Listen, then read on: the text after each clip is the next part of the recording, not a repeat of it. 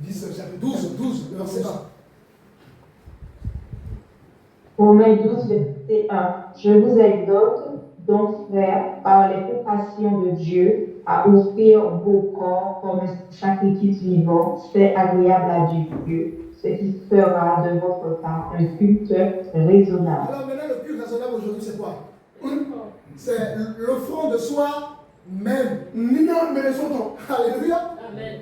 Quand tu t'offres à Dieu, quand tu offres ta vie à Dieu, quand tu offres ta jeunesse à Dieu, quand tu offres ton travail à Dieu, quand tu offres ta mentalité à Dieu, quand tu offres, n'est-ce pas, de tes biens à Dieu, tu es en train de donner de la dîme. Amen. Amen. Tu es en train de donner de la dîme. Parce que c'est une offrande de soi, même à Dieu.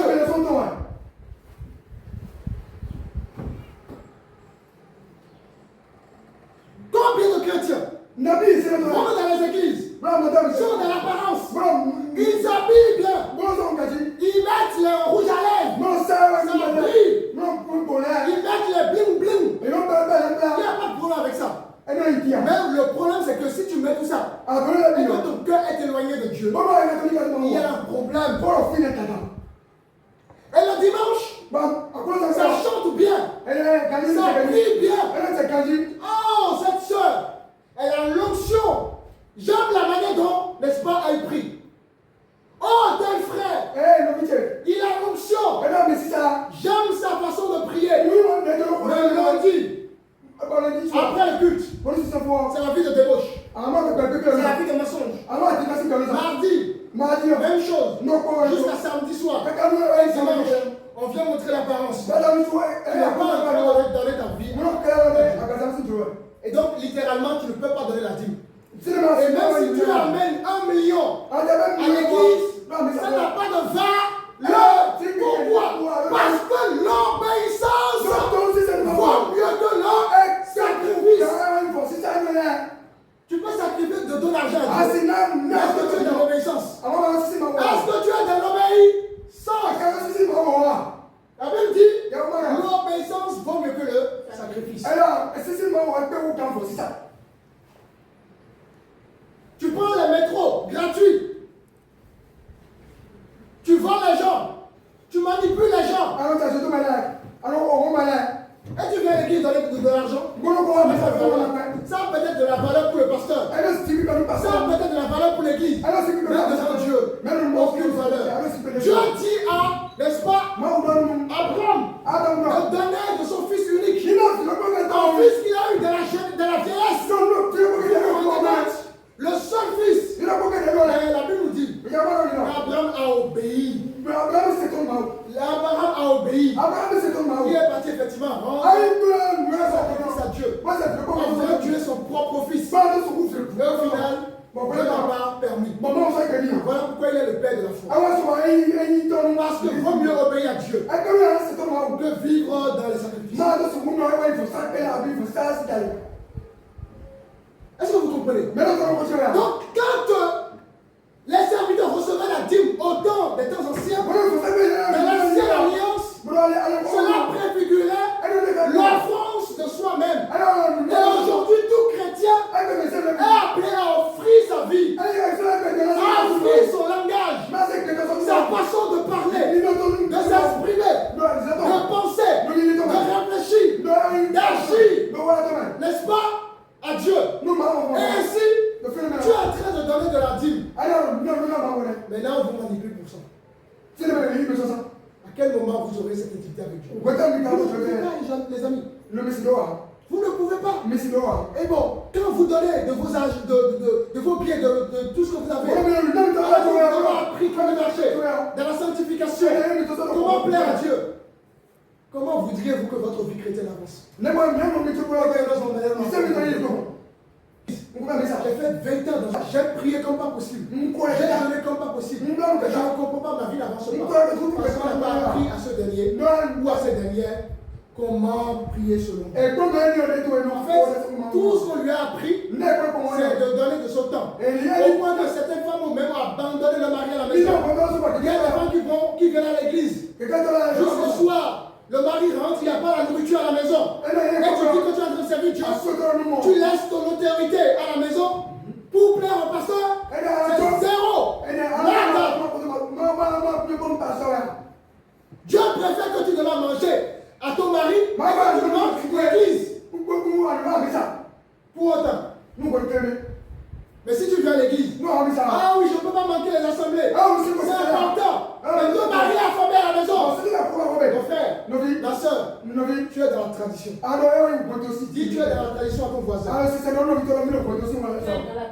Sors de la tradition. Jésus m'a franchi maintenant. Acclamons le Seigneur. Est-ce que vous comprenez quelque chose? C'est très important, chers amis. C'est très important.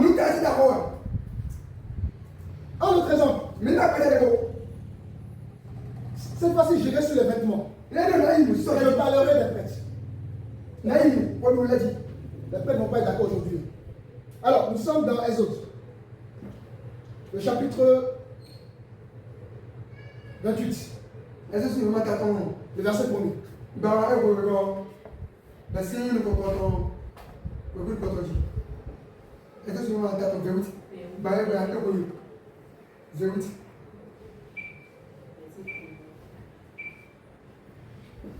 Fais approcher de toi Aaron, ton frère, et ses fils, et prends-les parmi les enfants d'Israël pour les consacrer à mon service dans le sacerdoce.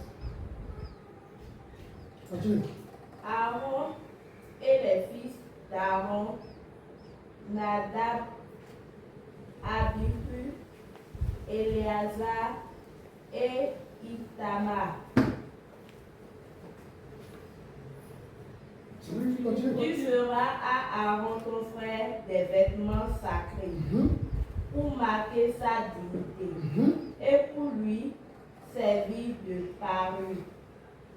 Tu parleras à tous ceux qui sont habiles, à qui j'ai donné un esprit plein d'intelligence, et ils feront des vêtements d'Aaron. Maintenant, va dans le verset 4 directement.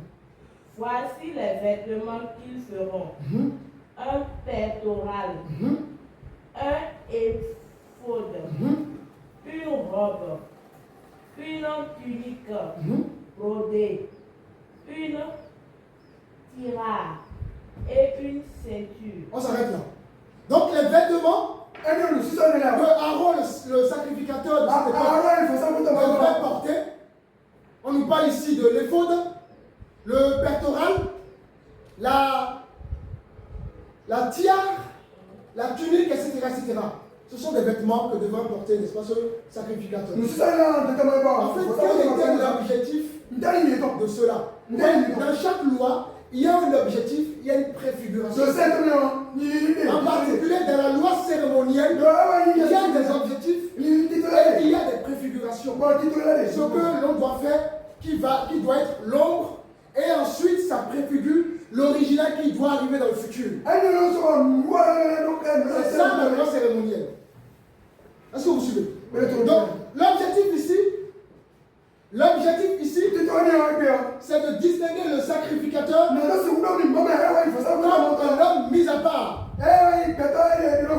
dans la pureté, dans la gloire de Dieu, dans la pureté, dans le service de Dieu. C'est une façon de dire que tu dois être mis à part. Voilà pourquoi le terme église en grec, ecclésia, qui signifie ecclésia, n'est-ce pas, en français, signifie mis à part. Quand Dieu touche une âme, il met cette âme à part. Quand Dieu touche une femme, Dieu met la femme à part. En d'autres termes, Dieu te met à part par rapport à ton passé. Dieu te met à part par rapport, n'est-ce pas, à la vie, à la société actuelle. Tu continues à vivre dans ce monde, mais tu ne réfléchis plus comme le monde. Tu n'agis plus comme le monde. C'est ça une mise à part. Si avant tu allais dans les boîtes crois de lui. Aujourd'hui, si tu es chrétien ou chrétien, tu ne crois de lui. C'est ça une mise à part. Si hier tu étais dans la manipulation et que Jésus t'a touché, tu ne dois plus être dans la manipulation. Et là tu es mis à part. Si hier tu étais dans le vol, aujourd'hui Jésus t'a choisi, t'a touché, tu ne dois plus être dans le vol. Tu es mis, ça veut dire que tu as été mis à part. Est-ce que vous comprenez? Et donc, les vêtements ont pour but de distinguer cette mise à part justement. Est-ce que vous comprenez? Ça va?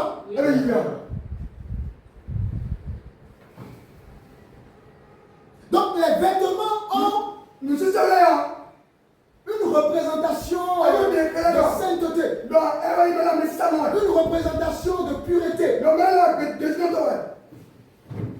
une représentation d'intercession. Alors qu'est-ce que Dieu attend de nous en tant que chrétiens? Dieu attend de nous qu'on marche dans la sainteté, n'est-ce pas?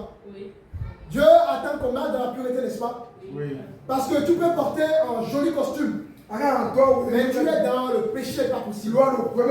Donc Dieu est venu transformer nos cœurs et non l'apparence extérieure. Quand Jésus arrive, il a eu justement ce problème avec les pharisiens. Vous êtes des tombeaux blanchis. L'extérieur est beau, mais l'intérieur est pourri. Beaucoup s'habillent bien, beaucoup parlent bien, mais leur vie au quotidien, c'est le monde.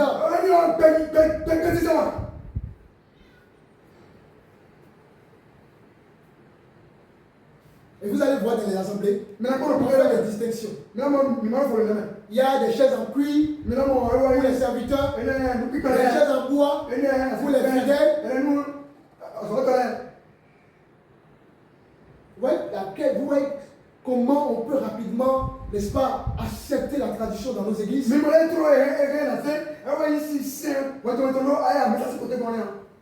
J'aurais pu porter un vrai costume en venant ici. Oui, pasteur. Je ne vous dis pas de ne pas porter des costumes, c'est pas ce que je dis. Portez vos costumes. Mais rassurez-vous que derrière, vous avez une vie agréable à Dieu. C'est ça en fait. Ne venez pas par apparence nous mentir. Montrez que vous êtes un homme de prière, une femme de prière, et derrière, c'est une autre vie. Nous voulons voir d'abord la prière, et ensuite, on va regarder comment tu t'es habillé. Il n'y a pas de problème. Alléluia. Amen. Oh Dieu, libère-nous. Vous connaîtrez la vérité, la vérité vous affranchira.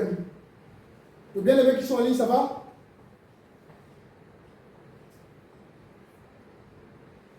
Les bien-aimés qui sont en ligne, ça va? Oui, c'est bon. Oui. Ok. Maintenant, pourquoi Aaron portait ces vêtements? Parce que Aaron préfigurait justement Christ. Je vous invite à Hébreux chapitre 4. La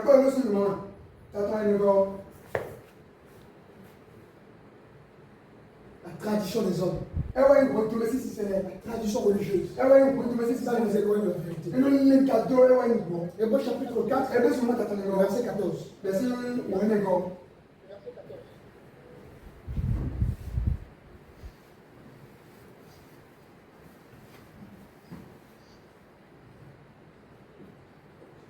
Celui ou celle qui a trouvé?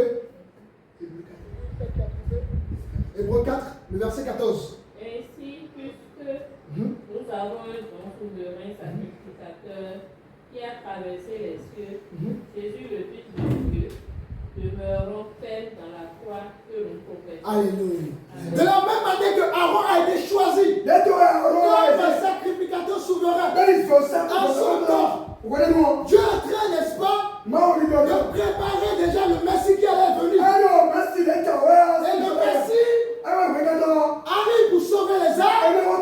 Et quand il arrive, il devient souverain sacrificateur. De la même manière que par un seul homme, le péché est entré dans le monde, par un seul homme, l'humanité est sauvée. Adam et Ève ont apporté l'espace qu'on a vu dans le péché héréditaire. Mais Jésus est venu apporter, n'est-ce pas, la délivrance du péché.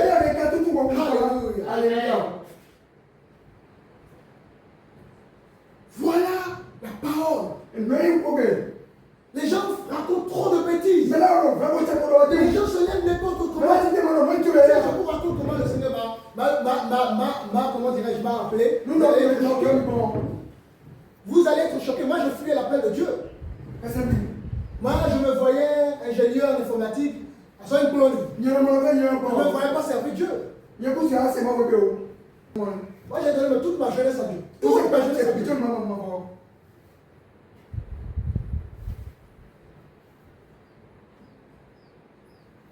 Donc, je ne suis pas devant vous par hasard. Donc,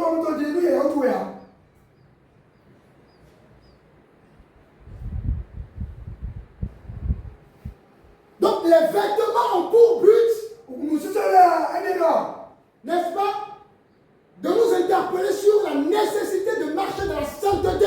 Parce que nous sommes mis à part. C'est ça le but des vêtements. C'est ça le but du pectoral. Ou des pectoraux.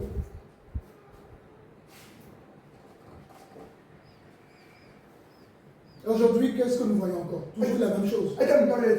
Nos vêtements pour distinguer toujours. Les leaders. Même pour parler aux leaders, il faut prendre des rendez-vous.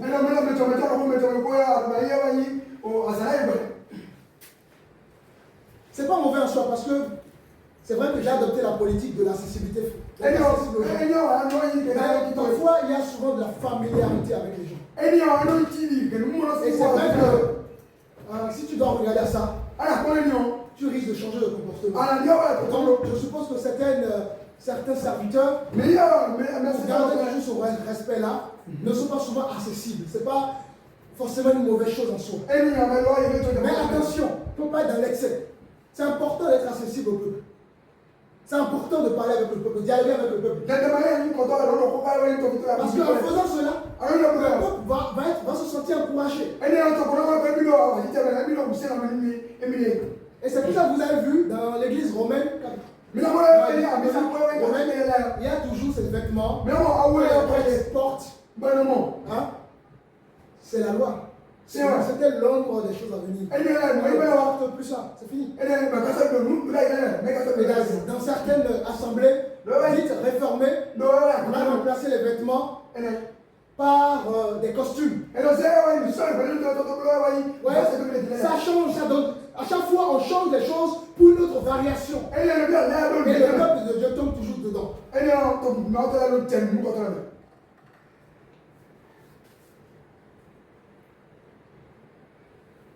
Prenons par exemple la fête de Pâques.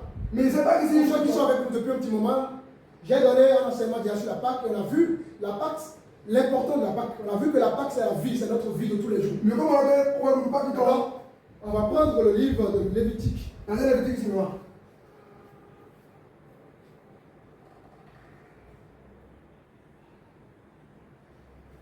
Ça serait mon dernier exemple pour tout ce qui est loi cérémoniale. C'est très très long. Il y a une séance pour aborder vraiment des différents. Et malheureusement, on n'a pas le temps pour ça. L'idée, c'est que vous puissiez vous-même avoir une idée de ces choses. Nous sommes dans Lévitique 23, le verset 1.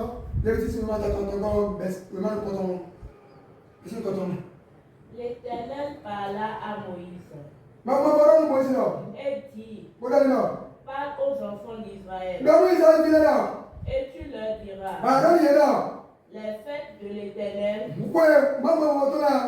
vous publierez seront de ces convocations. Continue. Voici quelles sont mes fêtes. On travaillera 6 jours.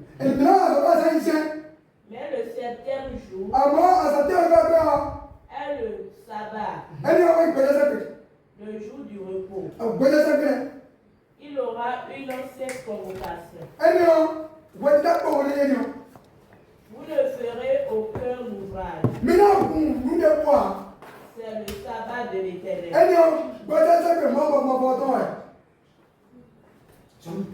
Dans toutes vos demeures. Voici les fêtes de l'Éternel. Les 7 convocations que vous publierez à leur temps fixé. Continue. Le premier mois, Suzanne Kokoton. le 14e jour du mois, Azam Wadi Noël Sommet. entre les deux soirs, ce sera la Pâque de l'Éternel. Très bien, on s'arrête là. Donc, ici, il y a plusieurs fêtes que Dieu va mettre en place. Il y a la fête de la Pâque, mais il y a d'autres fêtes. D'accord? Le but de ces fêtes, à cette époque, c'est pour rimer la vie du peuple de Dieu autour justement de la mémoire des œuvres que Dieu avait faites. Par exemple, la Pâque, ça rappelait au peuple de Dieu leur souffrance en Égypte. Mais Dieu les a libérés justement de la main de Pharaon en faisant des grandes choses. Donc Dieu avait institué ces fêtes en mémoire justement de ses œuvres. Donc chaque fête annonce une étape du plan de Dieu. En l'occurrence du plan de rédemption. Tout ça avait pour but de préparer le salut. Par exemple, la Pâque, ça symbolise la croix. Et comme nous savons dans la vie chrétienne, la croix c'est quoi? N'est-ce pas? La croix c'est quoi? Pour le chrétien. Quand on parle de quoi?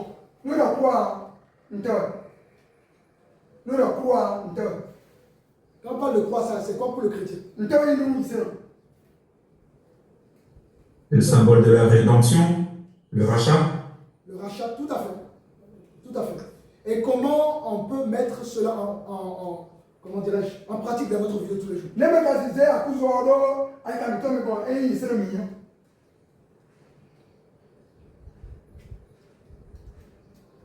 En se repentant journalièrement pour les péchés qu'on peut commettre, Oui. et en s'efforçant de devenir meilleur, pas répéter les mêmes choses, mais s'améliorer au fur et à mesure du temps. Tout à fait. Exactement. C'est ça le sacrifice. C'est-à-dire que si tu aimes manger du gâteau au chocolat, je ne sais pas combien de kilos, et que là, tu sens que le gâteau prend trop de la place, parce que quand tu consommes ça, tu n'as plus le temps pour le chocolat. Tu commences à diminuer un peu la quantité. C'est déjà la croix. C'est-à-dire que tu abandonnes quelque chose que tu aimes pour te rapprocher davantage de Dieu. Est-ce que vous comprenez? C'est ça la croix. Rappelez-vous quand les sacrificateurs devraient rentrer comment ça s'appelle, dans le tabernacle, qui était séparé en trois parties. Hein. Il y avait une partie ouverte et deux parties qui étaient séparées. La première chose qu'il faisait, il lavait les mains, les pieds. Ça nous parle de la croix. La purification. Le chrétien que nous sommes appelés à nous purifier tous les jours. Comme le frère l'a dit, au fur et à mesure, en s'améliorant au fur et à mesure. C'est ça la croix. En se remettant en question régulièrement. C'est ça la croix. Donc, si tu n'es pas dans ces choses, même si tu célèbres la fête de la Pâque de façon, comment dirais-je, au travers d'un repas, etc., ça n'a pas de sens. Pour que ça puisse avoir du sens, il faut qu'il y ait la vie derrière. Vous comprenez? C'est ça le véritable sens de cette fête. Ensuite, il y avait une autre fête qui s'appelle Pentecôte.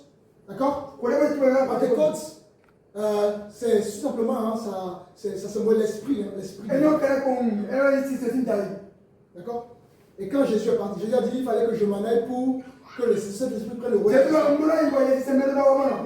Donc actuellement, tout chrétien qui accepte le Seigneur comme sauveur reçoit le Saint-Esprit. C'est la Pentecôte. Le tabernacle. Le tabernacle, c'est quoi? Parce que rappelez-vous, il y avait le lieu saint, le lieu très saint. Et la seule souverain sacrificateur qui allait dans le lieu, dans le lieu saint. N'est-ce pas? Aujourd'hui, Christ a fait de notre corps une habitation. À l'époque, il fallait aller dans un temple, dans un lieu physique. Vous vous rendez compte de la gestion qu'il y avait derrière? Les gens se déplaçaient d'une ville pour aller dans un lieu.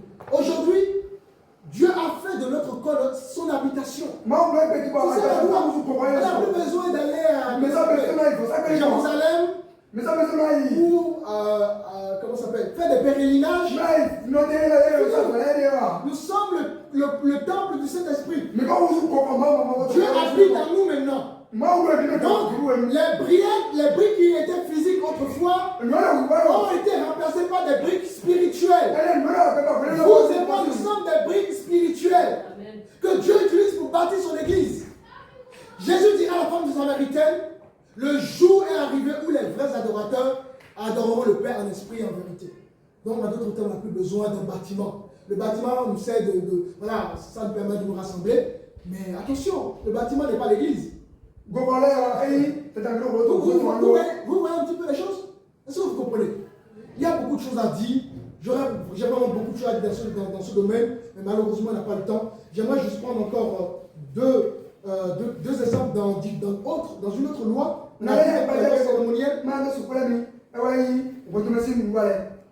Nous allons, donc on a vu aussi les 10 commandements. Donc quand on parle de la loi, ça englobe beaucoup de choses. Est-ce que vous comprenez? Maintenant, nous allons voir une autre loi rapidement et puis on ne va pas tarder à clôturer ce moment. Ça demande du temps. Et voilà, l'idée, c'est pas que je vous donne des informations qui derrière rien ne soit, voilà, vous oubliez tout. Alors, nous sommes dans je suis verset. Alors, on peut prendre par exemple Exode 22, uniquement le verset 1. On finit bientôt, hein? Supportez-moi encore un peu. Exode 22, le verset 1. Si un homme dérobe un bœuf ou un agneau et qu'il l'égorge ou le vende, il restituera ses bœufs ou le bœuf et 4 agneaux pour l'agneau. Ok. Ici, c'est ce qu'on appelle les lois civiles. Les lois civiles. En d'autres termes, Dieu va mettre en place des règles sociales pour son peuple, pour Israël. Imaginez, on est à Ouida ici. S'il n'y a pas de loi, qu'est-ce qui va se passer? Le chaos. Les gens ont fait n'importe quoi. Donc la loi est bien pour nous. C'est la nécessité de la même chose. La loi civile, c'est plus pour notre bien. Donc, quand on parle de la loi civile, on parle de la loi sociale. Elle va permettre à une société, et là dans ce cas de figure, nous sommes dans la société israélite, pour mieux vivre entre eux. Et Exode 22, le verset 1, là, ici on parle de la loi de la restitution. En cas de vol. Mais les filles, loi d'aider. De la même manière que quand tu voles, il y a une loi. Dieu va mettre en place, donc selon Exode 22, le verset 1, une loi de restitution en cas de vol. Si un homme vole un bœuf ou un mouton et qu'il abatte ou le vende, il restituera 5 bœufs pour un bœuf et 4 moutons pour un mouton. Donc ici, cette loi établit un système de réparation. Un système de réparation équitable. Et ça oblige le voleur à compenser justement son tort causé. Voilà le but de cette loi. Est-ce que vous comprenez? Est-ce qu'on doit encore appliquer cela aujourd'hui? Est-ce qu'on doit encore l'appliquer? Vous voyez? Et pourtant c'est écrit dans la parole.